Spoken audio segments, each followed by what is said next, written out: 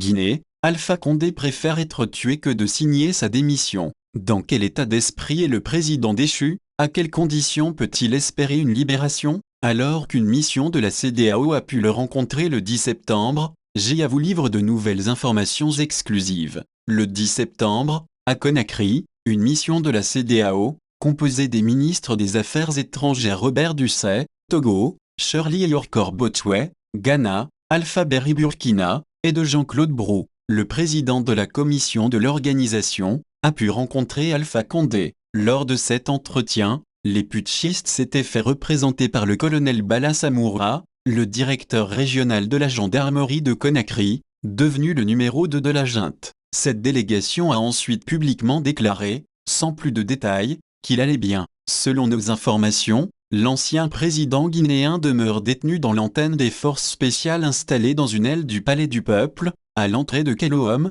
et plus précisément dans la suite où vivait précédemment le lieutenant-colonel Mamadi Doumbouya. C'est d'ailleurs dans cette même pièce, et non au palais de Sékou Toureya, que la désormais célèbre photo d'Alpha Condé, assis sur un canapé et encerclé par des militaires, a été prise peu après son arrestation. Alpha n'est pas Ibeka. Alpha Condé dispose d'une chambre, d'un salon et d'une salle de bain, mais n'a accès ni à ses téléphones, ni à la radio. La télévision, qu'il a un temps pu regarder, lui a été retirée car, selon ses gardiens, il s'énerve chaque fois qu'il voit le lieutenant-colonel Doumbouya à l'écran et cela affecte son état de santé. Comme nous l'avions précisé, l'ancien homme fort de Conakry s'alimente grâce à la nourriture que lui apporte Jérémy, son majordome d'origine togolaise. Contraint de rester inactif, il se plaint beaucoup de ne pas pouvoir accéder à sa salle de sport. Lors de cette même entrevue, la mission de la CEDEAO a abordé la question de la lettre de démission qu'il refuse de signer. « Je préfère être tué que de signer ma démission »,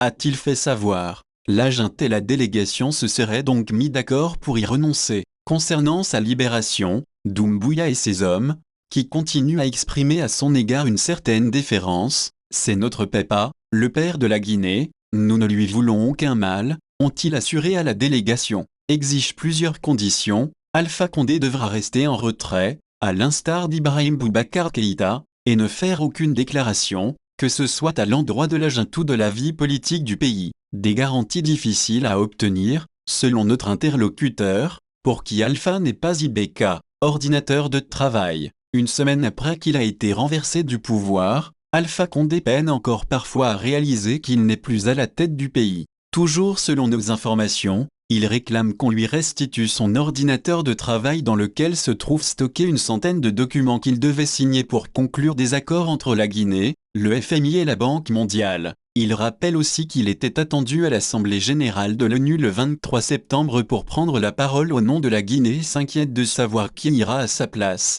Aux rares interlocuteurs avec qui il a pu s'entretenir, Alpha Condé confie qu'il n'a jamais personnellement souhaité se présenter pour un troisième mandat. Ce sont les femmes de Guinée qui auraient sollicité cette candidature et financé sa campagne. Toujours selon lui, la junte ne veut pas le libérer car elle se rendra précisément compte de sa popularité auprès des Guinéens et surtout des Guinéennes. Il aurait d'ailleurs été renversé en raison de sa lutte implacable contre la corruption et des coupes budgétaires opérées au sein de l'armée. Source Jeune Afrique.